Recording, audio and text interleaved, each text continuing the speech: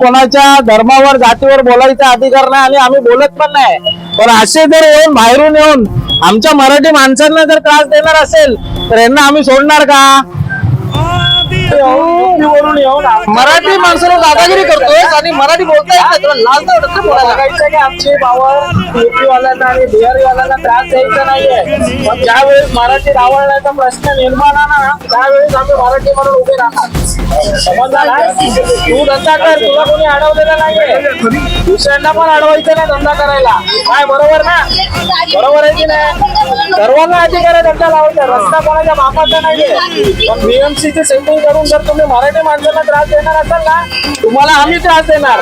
तुम्ही घेऊन या, कोणाला घेऊन यायचं. जेव्हा एकदम मजबूत होती त्यावेळेस बीएमसी कोणाला बोलला होतो हे माहिती का ते सीन समजत नाही सर. सर बीएमसी आहे ना, जेव्हा आपले सकाळचं असतं ना हात करून जातात कम्युनिटी कृपयाने अजूनपर्यंत आमच्याकडे बीएमसीला चूक पडली नाही.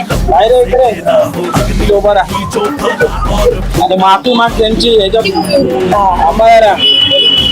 कॅमेरा त्याच्या पुढे तुम्हाला मी त्रास देणार नाही. आणि त्रास दिलास तर आमच्याशी गाठ आहे, लक्षात ठेव. कोण आहेत आम्ही माहिती आहे तुला?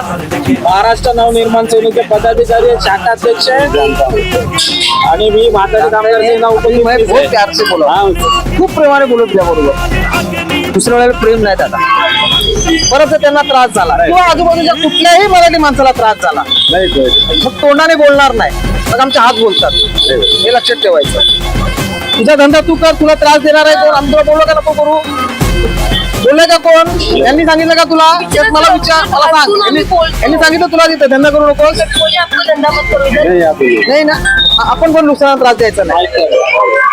मधलं 15 वर्षापासून इथं काम करते. माझ्या मिस्टरांनी पण तुमच्या इथं एवढं वर्ष, आता वयाचे 55 वर्षाचे येते, 50 वर्ष म्हणजे निदान 40 वर्ष तरी तुमच्या इथं काम केले ना. मग तुम्ही आमच्याकडून बोला हा कुठला भैया आहे म्हणे, हा भैया उलटा कधी बोलत नाही. अरे तुला माहितीये का आमच्याशी काय बोलतो आणि काय नाही? तो मला कॉल करून बोलतो भाभी ऍडजस्ट करो. हम क्यों ऍडजस्ट करे? कोणाच्या बापाची जागा नाही. काल अजूनपर्यंत पुऱ्या एरियामध्ये अजूनपर्यंत माझ्या मिस्टरांना कोणी उलट बोलत नाही आणि काल डायरेक्टली उलट बोलायला. आणि जर मी समोरच्या व्यक्तीला बोलवत आहे की बघा भाऊ असं असं झालंय तर मला बघतो तो कधी उलट बोलणारच नाही. उलट वहिनी तुम्हीच बोलले.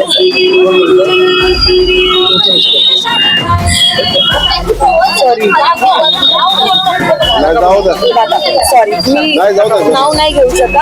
नाही शाखा प्रमुख वगैरे नाही, जे समजेलच. कारण की हर्ट झाले मी, कारण की मला अगोदरही प्रॉब्लेम झालेले होते. छोट्या छोट्या मुलांनी मला शिव्यागाळ केलेली. त्यांच्या शाखेजवळ मी बसलेली होती 3 तास, तरी त्यांनी ऍक्शन नाही घेतलेली.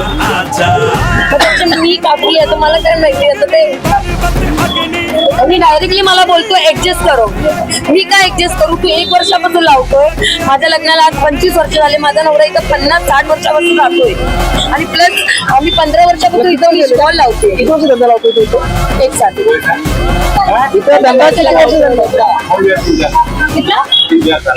इधर